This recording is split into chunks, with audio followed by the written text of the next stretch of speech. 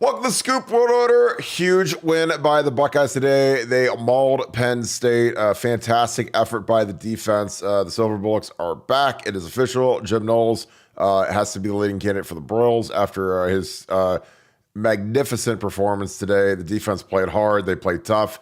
Offense has a lot of work to do, but they are kind of beat to crap, losing Trey, losing Nemeka. But we didn't miss Denzel Burke. Jermaine Matthews Jr. was fantastic, kind of subbing in for him. So we're going to get into all that, break down some plays, and take your questions. So as always, very thankful and grateful for you guys. 7-0. We are cranking along on BuckeyesScoop.com. Our message board is absolutely bonkers right now because everyone's watching all these games. Excited for the Michigan State game tonight, see what those guys look like. But we're going to get right into it. If you enjoy this content, please leave us a like, click subscribe. Also, click that little alert bell. Shout out where you guys are watching from. I love to see where you guys are watching from. And also, give me your game MVPs, your game balls. I know. And happy birthday to Mr. Nevada Buck. Nevada, it's your birthday today. Jim Knowles made a giant cake out of Penn State and cooked them up pretty good today. Your thoughts on what was a rocking day at the Horseshoe? Well, look, if you listen to the podcast all week, if you remember Buckeye Scoop, none of what happened today should be surprising to you. I've said all year, I've got a really good handle on this team. I've got a good feel for this team in terms of what they're doing, what they can do, what they're capable of.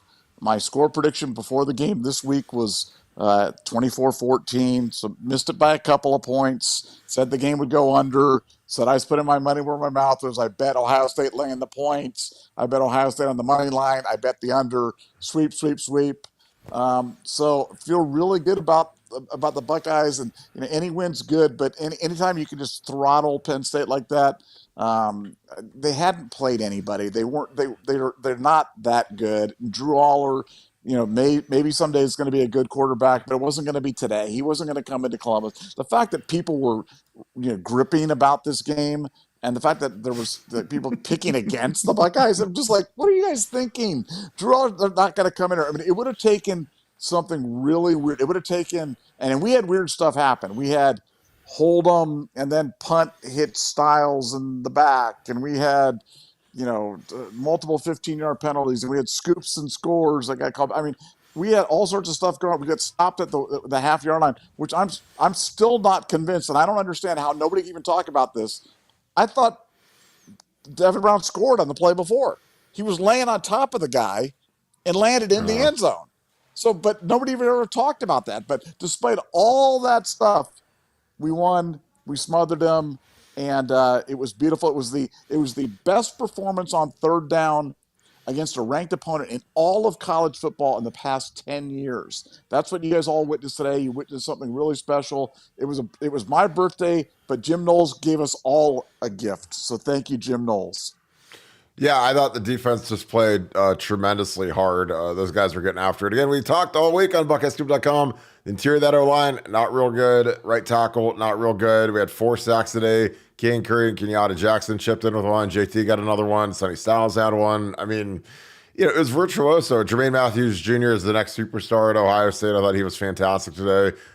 Literally zero fear out there, and he was clamping guys. Like, for a young freshman, that's impressive. Corners, a tremendously difficult position to play, but if you're athletic and you've got confidence, you can do it, and he did it today.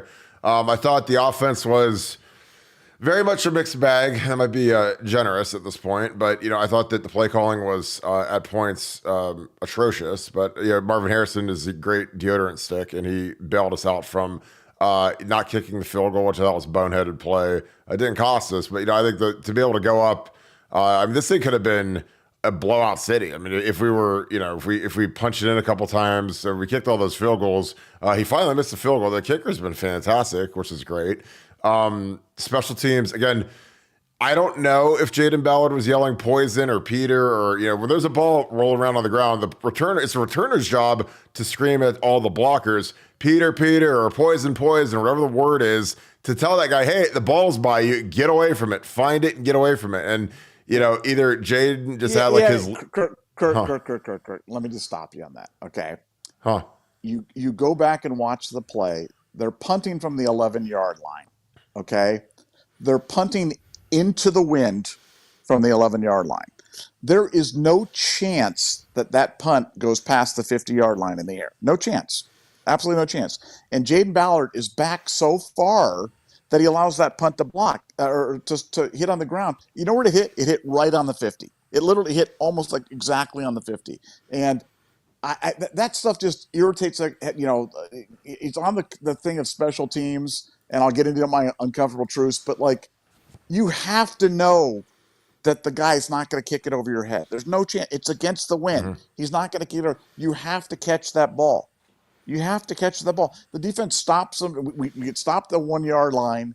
We stop them on defense, and then we, kick the ball back. I mean, I do not have words. I feel like I'm watching the Green Bay Packers circa a couple of years ago. 2 years where they ago. just kept having mistakes on defense, on special teams, and every week LaFleur would get up and make an excuse for him. Oh, well, it wasn't a break. It was. And then what happened? They're playing in the NFC Championship game against San Francisco, and they get a punt blocked to lose the game and cost the Super Bowl. And then finally, he goes, I'm going to fire the special teams coach. It's like, dude, some of us have been clued into this long before you're talking this. So I'm just like, Ohio State special teams, we suck.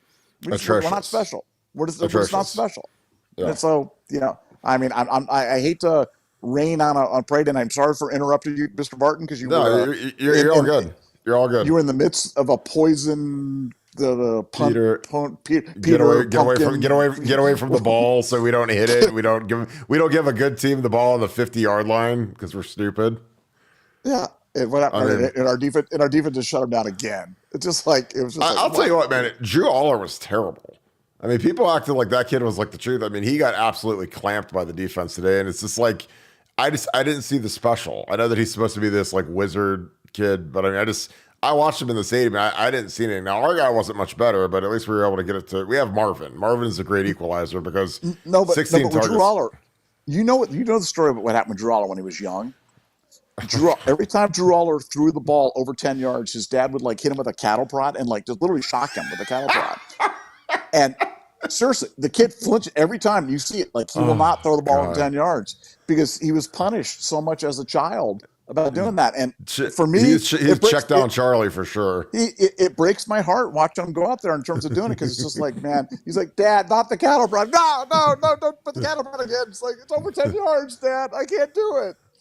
Oh, God, he got clamps. And we took him down 4 times. Like 4 sacks is, I mean, there were games where I didn't think we were going to have a sack all season. All of a sudden, we get 4, good mix of blitz, some nice pressures on the interior with the linebackers.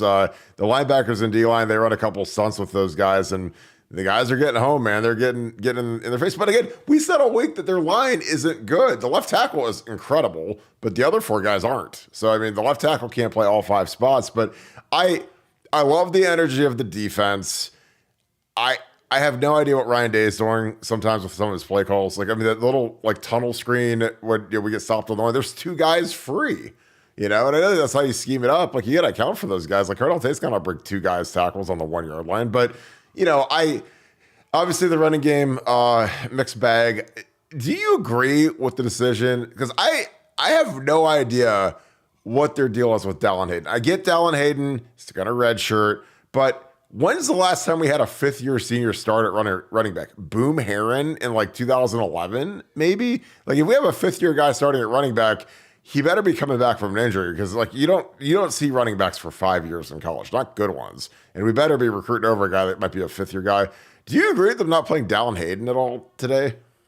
I'm not sure if it would have made any difference. I got to go back and watch it. I thought that Ryan, when McCord missed a few throws, and we got you could feel him tightening up. You could feel it. You could literally. I guarantee you, any of you Ohio State fans out there, you know what I'm talking about. You felt Ryan Day like sphincter tightening to the point where like you couldn't extract like a pea from that with like some of those magnet things, magnetrons, try to pull it out of there. He was just so tight that he just kept running into the middle, and he went away. In the first half, they ran some of the stuff that they were running against Purdue, and I was like, wow, this is great. Running some of that interesting stuff. We got that orbit motion going on. We've got that triple option where we attack the line. It worked again. It's never been stopped. So I'm not sure that, I just think that we run too many loser plays. And I Ryan is great. We're 7-0. This team deserves everything they're getting. In my opinion, they should be the number one team in the country because they've got better wins than anybody in the country right now. And but Ryan, man, dude, just trust it a little bit. You know, we are a pass first team. We are a pass to open up the run team. And when you abandon that, and when you stop passing, and you just line up, and I can tell by Kyle's stance whether we're running or passing every single time. Like when he leans forward, I can tell that is a run. When he leans back, we get a pass. If I can tell that, and I'm old with bad eyes and bad legs and a 19-inch analog television somewhere in Manhattan Beach, California, then how can defensive coordinators not? I mean, you don't think Jim Harbaugh's secret guy, Captain Stallions, is like watching the plays and picking them out for you right now? Like, come on, Ryan, you got to be better. Ryan just did not have a good day today. He just I don't know. I really think an adult in the box would help him, calm him down, because when the going gets tough, man, he tightens up, and he did today, man, big time. Yeah, and I think Marvin, I just look at Marvin, and I can tell run or pass every single time. When he's like relaxed and chill, he ain't running no route. He's gonna be out there kind of fake stock blocking. But let's get into we'll get into a couple plays, take some questions. I'm just thrilled for the team. Again, Penn State is never easy. But they've got James Franklin, and they've beaten us one time in 10 years. So, the one thing I will say is our pass pro was great today, I thought. Obviously, 44, Chop Robinson getting hurt. He got sent to the shadow realm by Matt Jones. I think that was a really bad concussion, because when they showed his eyes, man, there ain't nothing behind those things. But, that's the thing about Matt is, like, Matt's a physical dude, man. And when he pulled out there and cranked that guy, it was good stuff. I'm going to queue up a play. Who are your MVPs outside of Jim Nolte, individually, player-wise, Nevada? I mean, JT was humongous. Awesome. Yeah. I thought Lathan Ransom was really, really good. I thought Josh Proctor was really, really good. I thought Jermaine Matthews was really, really good. I thought Cade Stover is borderline great, man. I'm telling you, he is borderline. He is borderline great. And I know he missed the block on that. I'll say in Cade's defense, if we break that play down, no one can make that block. That is a guy slanting across his face from an offset position, and you can't get to that guy. That's called a loser play. And if you run a slow developing play up the middle with a guy slanting across your tight end's face, you know what's going to happen? He's going to get tackled back on the 2 or 3 yard line. And how many times do we have to see it? I mean, how many times do we have to see it? It's just, I mean, it's frustrating because I think we do things the hardest way sometimes. Today, we ended up, winning. We ended up winning comfortably. Great win, terrific win. I didn't care if we won by a half a point today. I just wanted to win. But I thought McCord left, like on the play you showed before. You showed the chip play where he throws the pass to Chip down into the goal line. Now look how much room Kyle has in this play. Now look, okay. Now stop. When he turns to right here, like right there, there is all the screen. I know he hit Chip, but like he's not even thinking about running. He's not even thinking about running. There was a play late in the game. There was a 3rd and 3 where the thing opened up like the Red Sea right in front of him, and instead he gunned one high, and it's like, man, we just make offense so hard. We make offense so hard. We got to take those yards, and good offenses in college football take those plays. Those guys run for 10, 12, 15 yards and slide down, and we go on and take the free money. But I digress.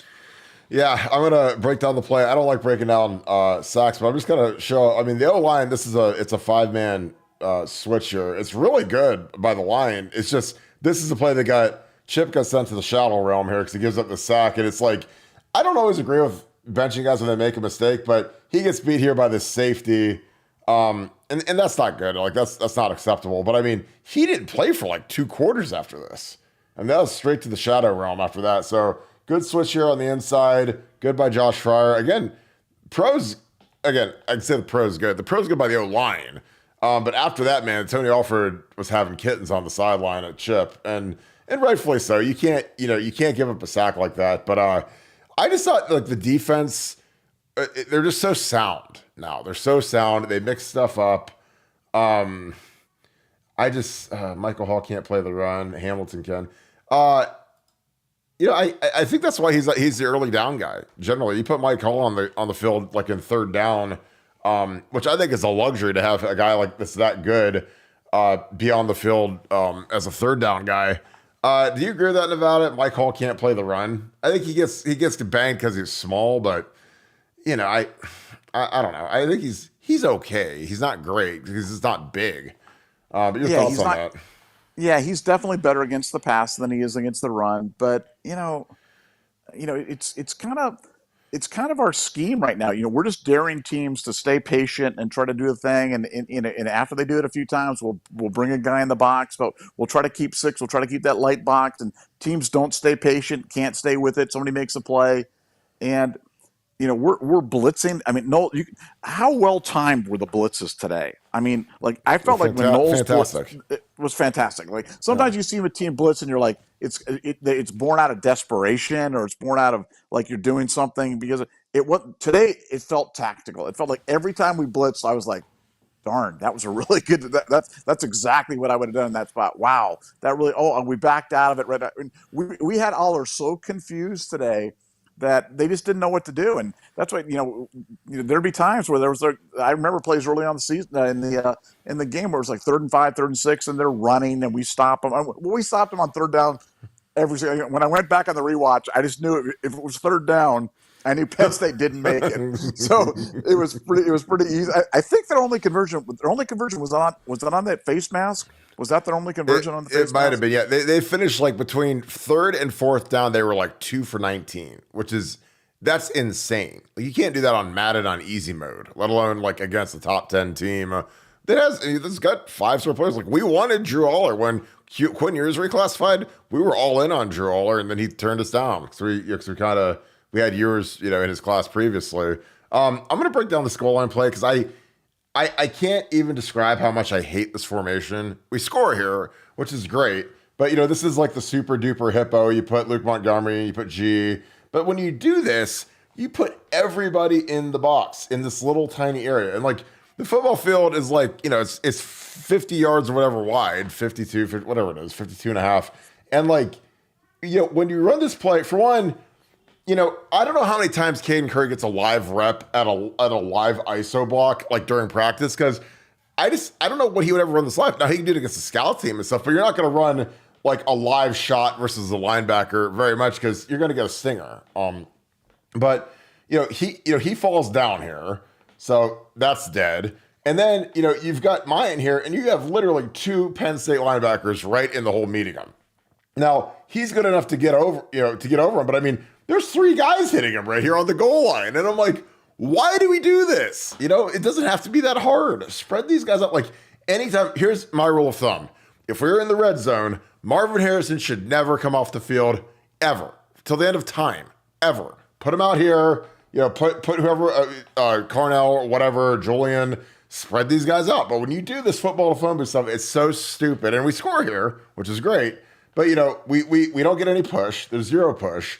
And we fall down in the hole, and then Mayan has to break three tackles. He's getting hit by 3 guys, so I don't know. And again, we scored. I'm not being a hater. I'm not being critical, but I'm like, why do we do this? This is so hard.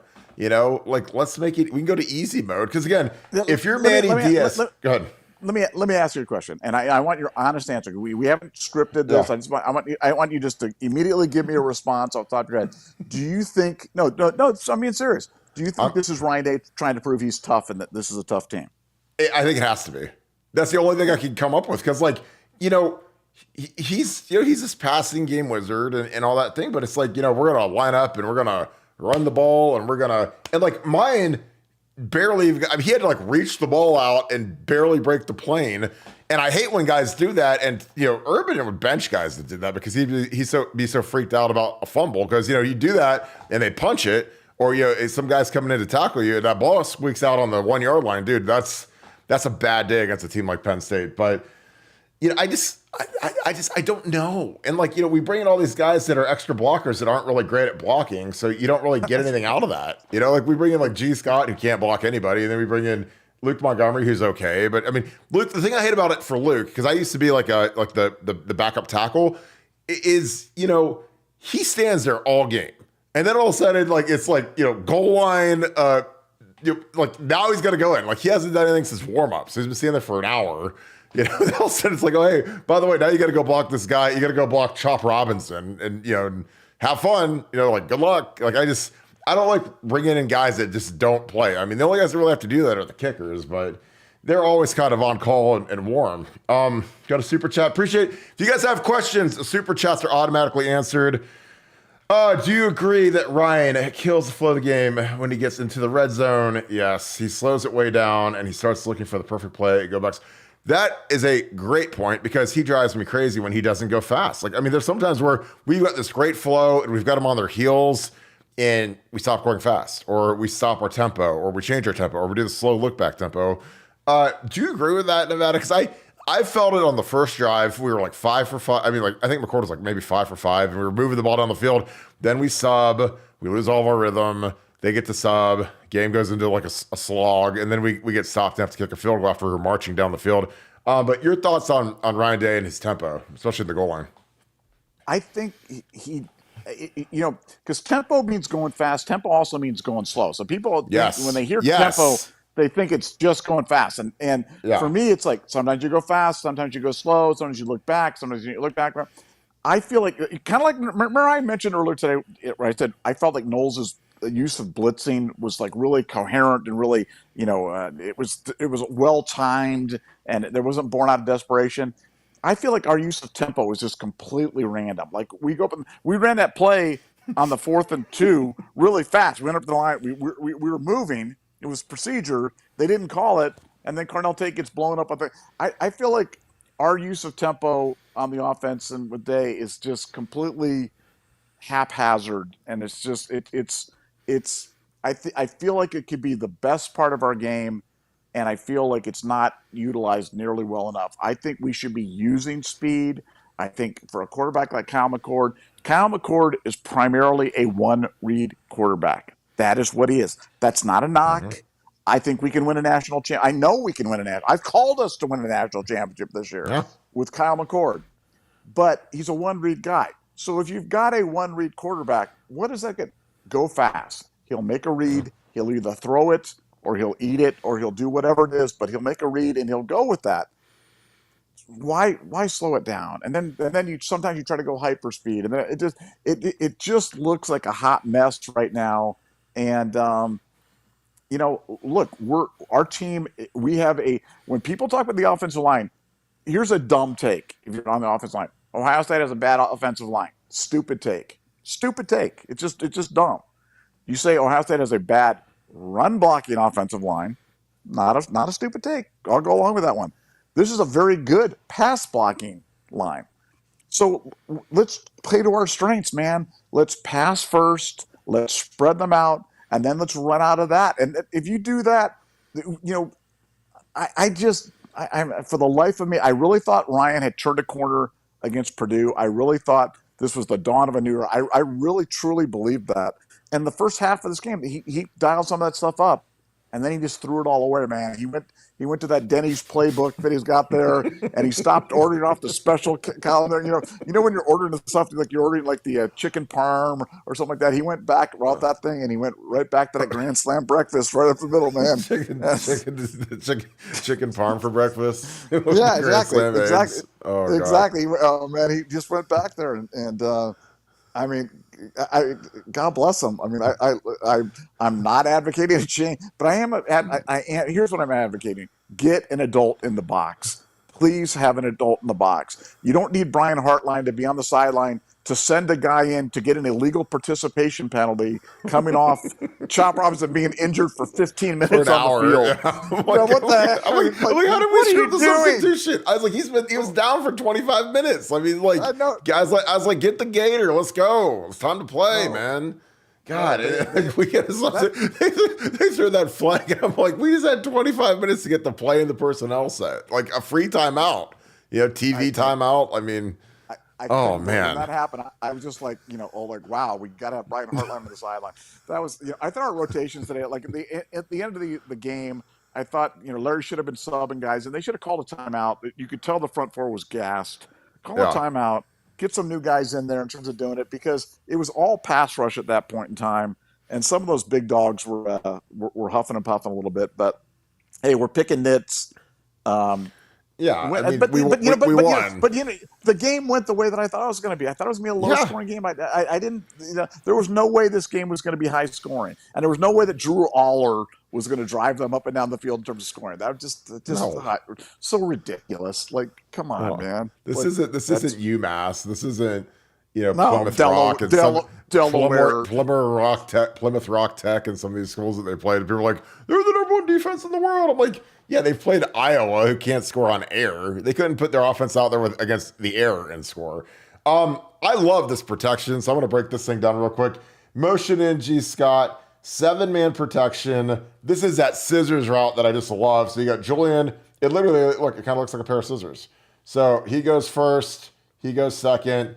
And this thing is just scot-free open. But I love motioning in the tight end here to help the backside. So they do a full slide protection. Every guy has their right gap. And then you've got, I like this because this puts G as kind of a protector on him. But he also can help against any leakage. You got the little dump off to the running back. But you watch this play, and I mean, it's just gorgeous. And they leave Marvin free, which again, this is great design. And again, it's just an ultra clean pocket. Again, this is great by Cade, man. Cade's manned up versus a good D end. I mean, if you're at Penn State and you're playing D end, you're good. So he hangs in there like he's playing left tackle, and he locks the guy down. And it gets a little leaky here late, but thank God we were able to hang here. See, this is these guys need to be hip to hip, and I mean you shouldn't have one guy splitting two grown men, but it got away. And I'm telling you, like Marvin was the difference, man. 16 targets. Yeah, just an absolute massive stat line. Go ahead. What can I? Because we've been complaining about play design, but I want to give credit on the big third down where I believe it was third down where Marvin scores the touchdown to put us up, by 2 scores, and at that point we all are celebrating. What great play design! I love plays where you cross guys and then run a guy. I'm not sure how you defend. I mean, I know how you defend it. You have to hand them off. It's got to be zone defense and stuff like that. But when you're getting man defense like that, run those pick plays. Those 2 Penn State guys ran into each other, and Marvin ran.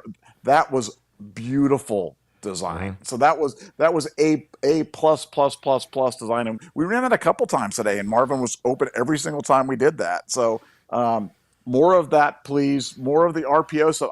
I really think McCord can run that RPO stuff. I think he can do it. And I don't, I know we were afraid of him making a mistake. I think, when he okay, here's another question for you guys out there, for everybody out there in land. You guys can place your bets. After McCord fumbled for the scoop and score, and they called it back, what were the odds that the next play was a running play and not a passing play? Okay. I had the odds set on that. Is that on BetMGM? Minus 10 billion? Minus 10 billion to 1. There was no chance. And I was just like, come on, man. Call another passing play. Just come back with another passing play. No way, man. We're running right up in the middle. That was. I was watching him. I mean, you should have, in the stadium, man, it was like the air came out of the balloon. I mean, all you see is a little section of like the people in all white, like the whiteout crew, the Penn State fans. They're going nuts. And then the whole stadium is just dead silent. I was like, my God. Kirk, it was way worse on television because they don't show the flag. Like, you guys can maybe see the flag coming out. Oh, yeah, I saw it right away. I was like, this is coming back.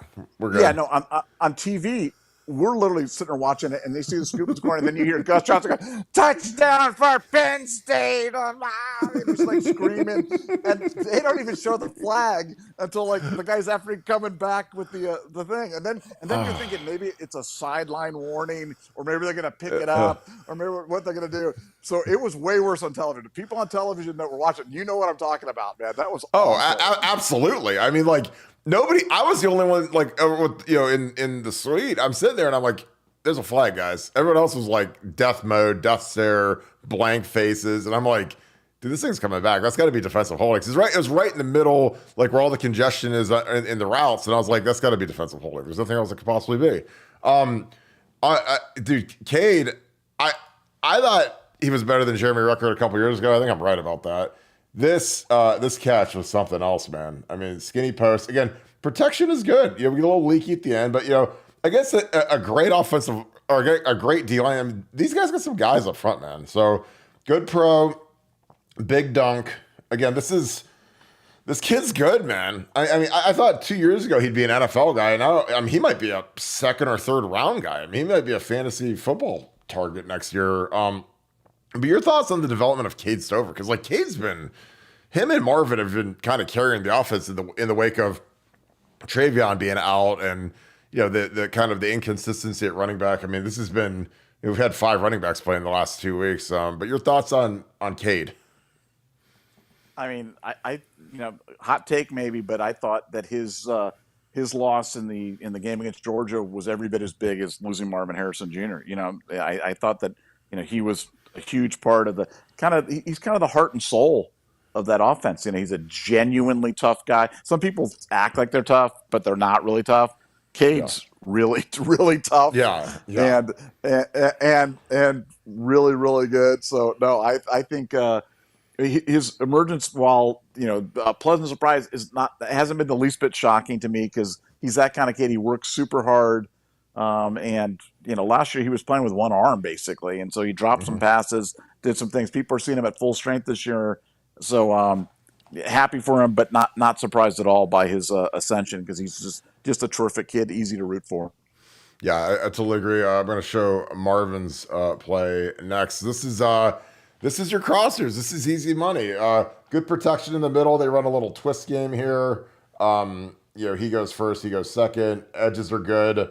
But yeah, I mean, when you've got all this, and you got bodies and switching and running, and man, it's and again, these guys, they look like the Keystone Cops in the middle. They run into each other from the Keystone State, the Keystone Cops. So, I mean, that's why you do this stuff, because it's hard to defend. And they, so this poor guy is going to cover Marvin, and he gets hit by his own dude, and then, it just ethers him. Again, that's the stuff I like, because that's hard to defend. It's so hard to defend. Dude, Marvin Harrison on a crossing route, get out of here. The one thing I will say that I love about this, and Josh Fryer's been actually really good. Josh Fryer's going to get some All Big Ten mention. I love the running back does not chip here on the edge, because a lot of times, a running back, he's got him locked. A running back will come in and chip sometimes, and I bet Josh probably told him, please don't ever chip. They'll chip and they'll knock the guy back inside, right into the quarterback. But here, look at Josh. I mean, that's fantastic pass pro when it's 13-6 and it's a 1-score game and you need it the most, and the O-line locked down a really good D-line. So again, kudos to Justin Fry. This O-line's getting better. Again, are they the greatest line in the world? I don't know. I mean, Bama's O-line stinks. Everybody compares everybody to Bama, and I'm like, well, these guys are pass blocking better than Bama could ever dream of doing. What else, Nevada? We're on to Camp Randall, Wisconsin. They lost their quarterback last week, so that game is substantially easier. It's never easy to win up there, but when a team loses their starting quarterback, that doesn't hurt. They were struggling with Illinois, but your thoughts on the team as we get ready for the Big Bad Badgers? Well, just again, I like games where you're going to have a lot to yell at the offense about, so they're clearly not going to be happy in film review. Even on that touchdown pass there to Marvin, man, McCord was behind him. You see it. Marvin made a nice adjustment, got the ball back, even despite it being that open. I mean, McCord was just off today, and that's okay. Guys aren't always going to be perfect, and his stat line was decent. I think he was 23 for 30 or 21 for 36, 286 yards, a touchdown, no interceptions. Didn't turn the ball over, thankfully, and go on. What I love about defense travels, man. Defense will always be good, and because our defense is so good, you don't have to worry. It's not kind of a hit and miss thing. We're going to be in. We'll be right there. And so, am I worried about Camp Randall? Not worried about Camp Randall. It's going to be a nice, challenging environment for the Buckeyes. but just get a win. I don't care if it's by 1 point or whatever. Forget. I don't care about tiebreakers. Don't tell me about tiebreakers or Big Ten East, Big Ten West. This rankings. We need Oklahoma to lose. We want Texas to win. We want this. I don't care about any of that stuff. Just win, baby. Just win by 1 point. And we'll go up to Ann Arbor and we'll roll the dice and we'll take our chances. But I'll take our chances with this defense because this defense is special. And people said before the year, they're like, well, wait until we play Penn State and wait till we play Notre Dame and wait until we play Maryland. Then I'll tell you how the defense is. Well, tell me how the defense is now then, guys. Tell me how you just saw one of the greatest performances in the past decade of college football today in the biggest game of the year. And, tell me about the defense. The defense is really good. Are they perfect? No. But it's a really good, solid, fundamental defense. And I love the way the front four plays. And no, they don't get 19 sacks a game or whatever it is, but they're responsible. I just feel like they're doing it right, man. He is dialing up when he needs to, and he's holding them back when he needs to. And the defense doesn't make many mistakes. And really proud of the guys. Really happy for the guys. Yeah, I agree. Like, I think that the defense was put in horrible spots today. I mean, when they sudden change after, Los Alves Jr., that ball bounces off his leg and they recovered on the 50, like they just got done getting a stop and getting us the ball on the other side of the 50. We don't field the punt. And all of a sudden defense, they're sitting on the bench drinking Gatorade and then they're heading right back out there like literally one play later when they think that they just got off the field. And they just kept stepping up and they kept swinging and fighting. And, other than that last, that garbage touchdown at the end, I mean, it just, I in modern college football, it is so hard to play like exceptional defense because everything's just slanted towards offense, like all the penalties, all of the, no huddle, like all the stuff you have to deal with. So to see these guys playing at this level versus a Penn State team that has real players, real dudes, a quarterback that we actually won, because you got to remember, a lot of the teams that we play, they don't have a single guy on their team that had an Ohio State offer. Notre Dame will have a few, but like 90% of the Big Ten doesn't have a single guy that we offered a scholarship to. So, but Penn State does, and we really wanted Drew Aller, that quarterback. So, again, I thought that it was a fantastic performance by a guy who's got to be the favorite for the Broyles right now. Obviously, it's all going to come down to Michigan. We all know that. I mean, I think that Wisconsin was a game that a lot of people were really nervous about. Quarterback that's hurt last week, who was good, and they're not the old school Wisconsin, and a team that's a running team like they are, with that tailback. Like I just love how this defense matches up versus them. And Wisconsin's offensive line is not a regular Wisconsin offensive line. So that's a lot different than normal. It's not the big 6'8", 350-pound tackles and just mammoth dudes that they used to always have. They don't have that this year. They're not good up front. And I think that's where we're going to torture them because it's a Tommy Eichenberg, Steel Chambers. Really, it's a Cody Simon kind of game. Like Cody, he was in there. He was active again today. Again, I love how this team is trending. Again, on BuckeyesScoop.com, we're the ones that said, hey, this could be a team of destiny. Because again, go back to 2002, go back to 2014, those teams weren't looking as good as this team does right now. And I know everybody's scared of the big bad boogeyman, the big bad blue bellies, big bad Michigan, but I'm not. Why would you be? I mean, I think that this is going to be the ultimate opportunity for this team to kind of, dig a grave and throw that Michigan thing in the ground for good. Because I think that this is a team, if we get Trey, I mean, again, the big thing that we haven't even said, we did all this without Trey, Emeka, and Denzel Burke. And those guys are 3 first-team All-Big Ten, All-American type players. And most teams don't survive that. You don't survive losing, 3 potential first-round picks in a game. But we did, and credit to Chip Trayanum. Chip Trayanum, I mean, after getting knocked out last week, man, I didn't think he was coming back, at least for another week. And, man, he was out there, started, was running hard. I mean, he's running like a guy that's fighting for carries and wants to continue his career after he's done at Ohio State in the league. And, I like Chip. I think he did good. I think Mine's kind of Mayan. Mine's kind of that late round, seventh round, maybe-ish type guy. I would have played Dallin. I just think Dallin, he ain't going to be here 5 years anyway, so why redshirt him? But that's just my opinion. But any final thoughts? Again, this is a fantastic win for the Buckeyes. Really excited about where this team's headed. We're going to be at BuckeyesScoop.com all night. But final thoughts and happy birthday to you, Nevada Buck. Thank you very much. I'm just going to give you one more little tip for the fans in terms of how to be a better fan. Okay, don't sweat the availability report, man. It's like don't. It's like, oh Oh my my god. gosh, I have never seen so much angst over the availability report. We take so much stuff out. Oh, this guy's not playing this. It's Ohio State, man. If the guy's No. name isn't Marvin Harrison Jr. or Kyle McCord, don't worry about it. It's like I know some of you live and die with that stuff, but just try to not do that. Okay, like today we lose Denzel Burke. Oh my God! Oh, we lost Denzel Burke. You got Jermaine Matthews. It's fine. We lost Trey Anderson. Oh, we got Chip. We lost mine. Oh, we'll put in Dallin. Oh, we lost Emeka. Oh, Carnell Tate's pretty good. I mean, just don't sweat it. It's Ohio State. But man, I'm telling you, we'll have more threads on availability report. Availability report. It's like people are obsessed with it, and it's like, guys, just don't worry. I mean, whoever shows up out there, we're rolling with. Next man up. They say that, but that's one of the real true sayings that it's like Mhm. because remember, when somebody goes down, when Denzel Burke goes down, is in the concussion protocol. That's bad. Oh, bad. Ooh, bad. Okay. Well, what's the positive energy? The positive energy is that Jermaine Matthews is going, this is my chance. Oh I yeah. have got a chance Oh to yeah. ball right now. Big Yeah. time. Big Yeah. time. So, Yeah. so all that negative energy, well, there's that positive energy right there. And let me tell you what, the difference between Denzel Burke and Jermaine Matthews isn't that big. I mean, these guys are all No. talented players right here. Yeah. So, note to fans, just don't sweat the availability. Whoever shows up out there, it's great.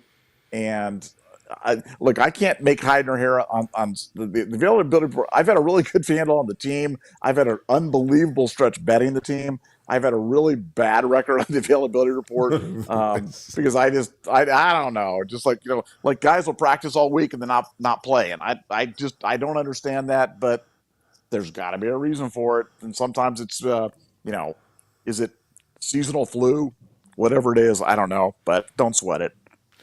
Yeah, I don't know why we even do it. I think it's stupid. I think maybe it's because of gambling. We have to like submit it to the Big Ten because there's like a snafu today where it's like we turn it in and Trey Henderson was listed as out on the Big Ten, the one they submitted, and then Ryan Day comes out and says, "Oh no, Trey's questionable," but then he turns out to be out. So it's like it's just a clown show. It's an absolute clown car. They do that. But And but Emeka was dressed out today, right? I saw Emeka out I there. I saw him out there. I I swear again, unless I'm hallucinating, like I know I saw Trey warming up, and I swear I saw Yeah, Becca because I was watching them. yeah. I was watching them do drills, and like they looked good. They looked fine. I was like, wow, we're gonna have Trey and Emeka today. It's gonna be great. And then game starts, and poof, they're gone. So Yeah. again, I've never seen guys that they go through warm ups, they go through individual, and like I knew Trey wasn't playing. And I guess, I didn't even pay attention if Mac was in during the team part of warm-ups, but Trey did not do anything in the team part of warm-ups, but he did all the individual work to warm up. So it's truly bizarre. And again, I'm like you, I don't care because again, if Trey sits, then Chip, who's been sitting there dying to get carries, dying to play in the National Football League, dying for his opportunity, he gets to go. And then Mayan gets to go. Mayan scores a touchdown today. Like, there's guys that are, there's only one football, and when you're a running back, there's only usually one in the game. So I'm telling you, like these guys, when they get a chance to get some burn, some playing time, I mean, these guys are locked and loaded because they don't want to give that spot back. Because there ain't no, if you sit and some dude comes in and balls out, you might not be coming back in the starting lineup. So I mean, that's what I was always like, man, I don't want to miss any time because if there's some guy who's good, he might be better than you, and it's like you don't want the coaches see that in a game. So, but I think that it'll be interesting to see how they manage these guys. I'd imagine they need them for Wisconsin, but the schedule gets pretty soft until we see Michigan after that Wisconsin game. So, but yeah, Frill, last final thoughts. Wisconsin week, defense is amazing. I mean, Jim Knowles has to be at the halfway mark of the season, he has to be the Broyles winner through 7 games, excuse me. But your final thoughts, Nevada? Yeah, I like I said, I want to see how we kind of came out. I want to watch the game again, but the defense just keeps getting better and better, and I think that's going to be bad news for Wisconsin because they really really struggle to move the ball, and when you can suffocate them, it's going to be hard. So. Looking forward to a big week and hopefully we get up there and winning Camp Randall. Just win by one, Don't care about style points, just win. But I think the Buckeyes are a team of destiny. I think they're going to go all the way. Said it last week, called the shot. Nothing happened today, changed my mind. So happy birthday to me. Yeah, and honestly, I love that the offense is going to get crushed in film tomorrow because, the defense is, we always needed that defense to be at that elite level, and it is. And that offense is going to have a rough day in film tomorrow. But I like that. That's good because we get the offense going to the rate that it's been the last, since Ryan Day took over in 19. We're going to be dancing in January. So that being said, we're jumping on BuckeyesScoop.com's message board right now. I appreciate all of you guys tuning in. Thank you for the love. Please leave a like on your way out the door. Appreciate you guys as always. You guys are the absolute best. Great day in Columbus. Great day for the Buckeyes. Shoe was rocking. Congrats to all of you guys that were there. It was a nice, loud, scary venue, which was very, very good for us. And I think Drew Eller was shook by it. So as always, thank you so much, Buckeye Nation, and thank you, Scoop family. I'm going to go get on BuckeyesScoop.com. You guys need to join it because our board is absolutely bonkers right now. We appreciate you guys as always. I'll see you guys on the message boards. Go Bucks.